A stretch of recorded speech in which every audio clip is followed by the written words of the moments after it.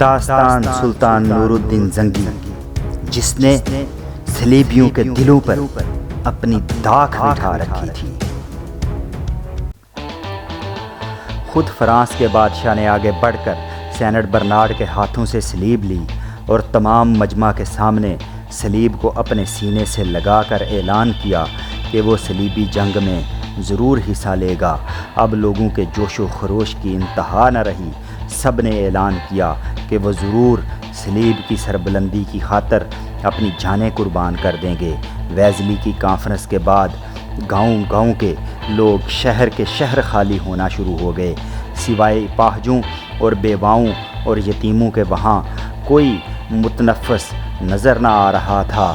باقی سب لوگ صلیب برداروں میں شامل ہو گئے۔ جن لوگوں نے ہتھیار اٹھانے سے گریز کیا، صلیب برداروں نے ان کو غیرت دلانے کے لیے چرخے اور تکے بھیجے۔ ویزلی کی کانفرنس سے فارغ ہونے کے بعد راہب سینٹ برنارڈ نے جرمنی کا رخ کیا اور جرمنی کے بادشاہ برکانرڈ کو صلیبی جنگ میں شامل ہونے کی ترغیب کی۔ پہلے تو جرمنی کے بادشاہ نے سرد مہری سے کام لیا، لیکن جب ایک دن راہب برنارڈ نے اس کے سامنے ایک انتہائی مؤثر اور دردناک تقریر کی تو اس کا دل پگھل گیا اور اس نے فوراً راہب برنارڈ سے صلیب لے کر صلیبی جنگ میں شریک ہونے کا اعلان کر دیا۔ ان دو طاقتور یورپی بادشاہوں کے علاوہ امراء کے طبقے کے بے شمار سرداروں نے اپنے طور پر صلیبی جنگ کے لیے زبردست تیاریاں کیں، یہاں تک کہ جرمنی اور فرانس کے کونے کونے سے صلیبی جنونیوں کا سیلاب امڈ آیا۔ ان سب پر مستعد نیزے، ڈھالوں، تلواروں سے مسلح صلیب والی عورتوں کی ایک فوج تھی، جس کی قیادت فرانس کے بادشاہ لوئی کی ملکہ ایلیز کر رہی تھی۔ جرمنی کا بادشاہ کارنرڈ اور فرانس کا بادشاہ لوئی اپنی سلطنتوں کے انتظامات کے لیے نائب مقرر کرنے کے بعد آزمودہ کار جنگجوؤں کے جرار لشکر لے کر قسطنطنیہ کی طرف روانہ ہوئے۔ اس لشکر کی تعداد 9 لاکھ کے لگ بھگ تھی اور ان میں 50,000 عورتوں کا بھی ایک لشکر شامل تھا۔ اب یورپ سے نکل کر یہ لشکر اس وقت قسطنطنیہ میں قیام کیے ہوئے تھا۔ میرے بچوں، ہماری بدقسمتی کہ میں بھی اپنے اہل خانہ کے ساتھ لوئی کے ایک لشکر میں شامل ہو گیا۔ مدعا صلیبی جنگ میں حصہ لینا نہیں تھا، بلکہ اپنے بھائی کے پاس آنا تھا۔ میرے بھائی کا نام سمرون ہے۔ کچھ عرصہ پہلے وہ یروشلم کی زیارت کے لیے آیا تھا، پھر وہ الربا شہر میں آ کر آباد ہو گیا۔ وہاں فرانس نہیں گیا۔ اس کے متعلق خبریں ملتی رہیں۔ آخری خبر جو ملی وہ یہ تھی کہ کچھ عرصہ اس نے یروشلم میں قیام کیا، پھر اس نے الربا میں آ کر مستقل رہائش کر لی۔ وہ گھر کے 3 افراد ہیں، ایک میرا بھائی سمرون، دوسری اس کی بیوی ازبل اور تیسری اس کی بیٹی جمارہ۔ ہمارا ارادہ تھا کہ صلیبیوں کے لشکر کے ساتھ سفر کرتے ہوئے ہم بھی ان سرزمینوں میں داخل ہو جائیں گے۔ صلیبی جب اپنی جنگجوؤں کی ابتدا کریں گے تو ہم وہاں سے نکل کر الربا میں اپنے بھائی کے پاس چلے جائیں گے۔ مگر عزیزو، اس لشکر میں رہتے ہوئے یوں جانو ہماری بدقسمتی کی ابتدا ہو گئی۔ صلیبیوں کے 9 لاکھ کے لشکر میں جو عورتوں کا 50,000 کا لشکر تھا، اس میں یورپ کی مانی ہوئی اوباش، بدماش، فاحشہ اور بے آبرو عورتیں بھی شامل تھیں۔ ان کے علاوہ کچھ انتہائی سرکردہ عورتیں تھیں۔ ان میں پہلی فرانس کے بادشاہ کی بیوی ملکہ ایلز، دوسری کا نام کاؤنٹ ٹولوز، تیسری کا نام کاؤنٹ بلوئیس، چوتھی کا نام ٹال کیلوری، پانچویں کا نام مورائل کاؤنٹس، چھٹی کا نام ڈچس آف بولیٹن اور 7ویں کا نام سبیلے ہے۔ عورتوں کا لشکر بھی انہی 7 سربراہ قسم کی عورتوں نے تیار کیا۔ یورپ سے اس قدر لشکر کی تعداد 9 لاکھ کے قریب تھی۔ وہ ان عورتوں کی وجہ سے بھی جمع ہو گیا تھا، اس لیے کہ لوگ ان یورپ کی حسین ترین عورتوں کے ساتھ داد عیش دینا چاہتے تھے۔ ان 7 مشہور شمائل اور بلند مرتبہ عورتوں نے خود شرم و حیا کی تمام حدود کو توڑ دیا۔ نہ صرف یہ کہ انہوں نے لشکر میں شامل دیگر عورتوں کو شہوت رانی اور بدکاری پر آمادہ کیا، بلکہ خود بھی اس کبیرہ گناہ میں سب سے بازی لے گئیں۔ دراصل اس لشکر میں جو سب سے بری بات تھی وہ کچھ یوں تھی کہ 9 لاکھ کے صلیبی لشکر میں جو 50,000 عورتوں کا لشکر شامل ہوا تھا، اس میں بے شمار فاحشہ اور بے آبرو عورتیں تھیں۔ اکثر اوباش نوجوانوں کو ان عورتوں کی موجودگی نے ہی جنگ میں حصہ لینے پر ترغیب دی۔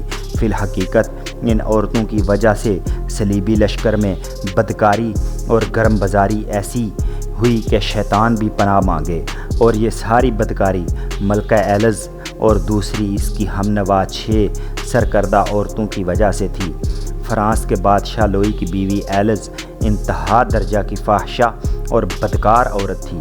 اس کی بدکاری کی وجہ سے فرانس کے شہنشاہ لوئی نے اسے طلاق دے دی، اور اس نے طلاق لینے کے بعد انگلستان کے بادشاہ ہنری دوم سے شادی رچائی، اور پھر اس کے بطن سے رچرڈ پیدا ہوا، جس نے تیسری صلیبی جنگوں میں سلطان صلاح الدین ایوبی کے خلاف بڑھ چڑھ کر حصہ لیا۔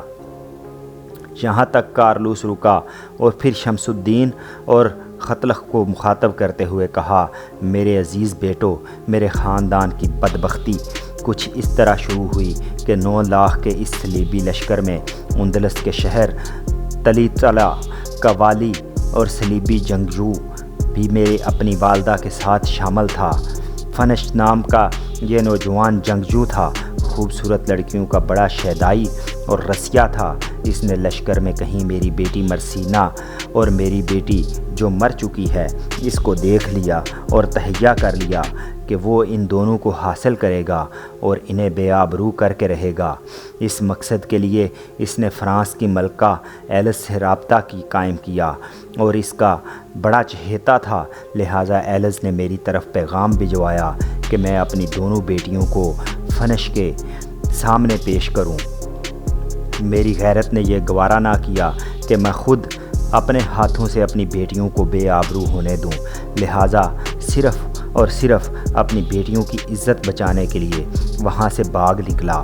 اس وقت 9 لاکھ کے صلیبی لشکروں نے قسطنطنیہ میں قیام کر رکھا تھا، لہٰذا قسطنطنیہ سے رات کے پچھلے پہر ہم کچھ اس طرح بھاگے کہ کسی کو خبر نہ ہوئی۔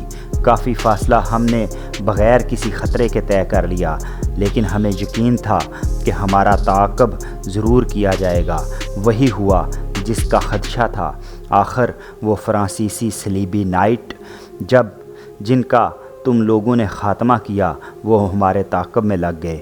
ہمیں امید تھی کہ ہم مسلمانوں کے علاقوں کے قریب پہنچ کر بچ جائیں گے، لہٰذا ہم نے اپنا سفر جاری رکھا، لیکن وہ ان علاقوں میں بھی گھس آئے۔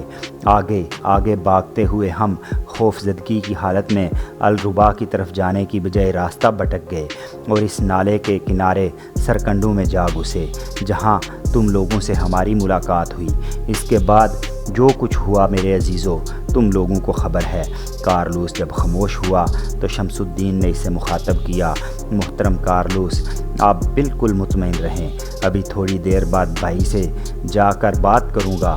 الربا شہر کے رہنے والے کچھ لوگ ہم سے رابطے میں ہیں، میں آپ کے بھائی کو تلاش کریں گے اور شہر کے اندر کہاں رہتا ہے، پھر آپ کو باعزت طور پر آپ کے بھائی کے گھر منتقل کر دیا جائے گا۔ شمس الدین کی اس گفتگو کا جواب کارلوس دینا ہی چاہتا تھا کہ اس بار مرسینہ شمس الدین کو مخاطب کرتے ہوئے بول اٹھی، بھائی شمس الدین، اگر تم دونوں بھائی برا نہ مانو تو میں ایک بات کہوں۔ شمس الدین کی بجائے قتلخ بول پڑا اور مرسینہ کو مخاطب کر کے کہنے لگا، میری عزیز بہن، ہم دونوں کو بھائی بھی کہتی ہو اور ساتھ یہ بات بھی چسپاں کرتی ہو کہ ہم برا نہ مانیں تو تم کچھ کہو، تم جو کچھ کہنا چاہتی ہو بلا جھجک کہو، تمہاری کسی بات کا ہم برا نہیں مانیں گے، کہو تم کیا کہنا چاہتی ہو۔ قتلخ نے الفاظ میں مرسینہ کو حوصلہ دیا، پھر دونوں کی طرف دیکھتے ہوئے کہہ رہی تھی، جیسا کہ ہمیں بتایا گیا ہے کہ شمس الدین تم مجدد الدین کے سگے بھائی ہو جسے تم امیر کہہ کر مخاطب کر رہے ہو، اور خطلخ تم دونوں بھائیوں کا زاد بھائی ہے۔ تم دونوں کا مزاج ہم جان گئی ہیں، بہت اچھا ہے، آپ دونوں بھائی خوش طبع ہیں، لیکن جہاں تک امیر مجدد الدین کا تعلق ہے وہ مجھے مردم بے راز بیزار سے لگے ہیں۔ ادھر آتے ہوئے راستے میں تم دونوں بھائی ہم تینوں سے گفتگو کرتے رہے، لیکن امیر تم لوگوں کے ساتھ ہوتے ہوئے بھی بالکل خاموش اور سنجیدہ رہے، نہ تم دونوں بھائیوں سے گفتگو کی، نہ ہم سے کسی موضوع پر ایک لفظ کہا، نہ اپنے لشکریوں سے کوئی بات کی۔ لگتا ہے امیر مجدد الدین مرد میں بیزار ہونے کے ساتھ ساتھ انتہائی درجہ کے سخت دل اور سنجیدہ رہنے والے شخص ہیں۔ جب تک مرسینہ بولتی رہی، شمس الدین اور خطلخ دونوں دھیرے دھیرے مسکراتے رہے۔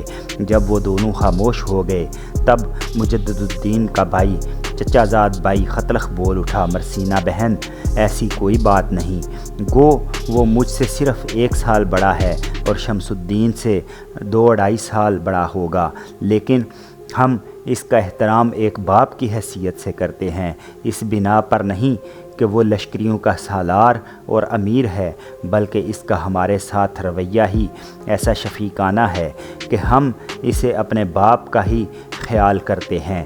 میری بہن، جہاں تک تمہارا یہ اندازہ ہے کہ بھائی مرد میں بیزار ہیں، ایسی کوئی بات نہیں، وہ مرد میں بیزار نہیں بلکہ مرد میں گزیدہ ہیں۔ کبھی بڑے ہسمکھ بات بات پر کہکے لگانے والے تھے، لیکن ان کی زندگی کے ایک حادثے نے انہیں ایسا بنا دیا ہے جیسا کہ وہ ہیں۔ خطلخ مزید کچھ کہنا چاہتا تھا کہ کارلوس چونکنے کے انداز میں بول اٹھا اور پوچھا، کیسا حادثہ؟ گفتگو کا آغاز کرتے ہوئے خطلخ پھر کہہ رہا تھا، بات کچھ یوں ہے کہ جوسلین کے الربا شہر پر حملہ آور ہونے سے پہلے ان علاقوں کی دیکھ بھال ہمارے بھائی کے ذمے تھی۔ ان علاقوں پر اس نے چند ماہ قیام کیے رکھا اور ان کی حفاظت بڑے احسن طریقے سے سامان کیا۔ یہاں قیام کے دوران ایک نصرانی لڑکی اس کی کارگزاری، اس کی شخصیت سے متاثر ہو کر اس سے محبت کرنے لگی، اس کو چاہنے لگی۔ یوں جانو یہ محبت یک طرفہ تھی، بھائی کو نہیں پتہ تھا کہ وہ لڑکی اس سے محبت کرتی ہے، اس کو چاہتی ہے۔ چند ماہ اسی طرح گزر گئے، پھر ایک روز اس لڑکی نے اور اس کے لواحقین نے بھائی سے ملاقات کر کے لڑکی کی بھائی سے محبت کا اظہار کیا۔ لڑکی بہت حسین اور خوبصورت تھی، بھائی نے اس کی محبت کو قبول کیا۔ بات ہماری ماں تک جا پہنچی، ماں نے اس لڑکی کو بھائی کے لیے پسند کیا۔ ماں چاہتی تھی کہ جلد دونوں کی شادی کا اہتمام کر دے، مگر حالات کی ستم ظریفی یوں ہوئی۔ انہی دنوں ہمارے بھائی حلب کی طرف گئے اور جوسلین نے الربا پر حملہ کر دیا۔ اس حملے کے دوران لڑکی کے لواحقین جنگ میں کام آ گئے۔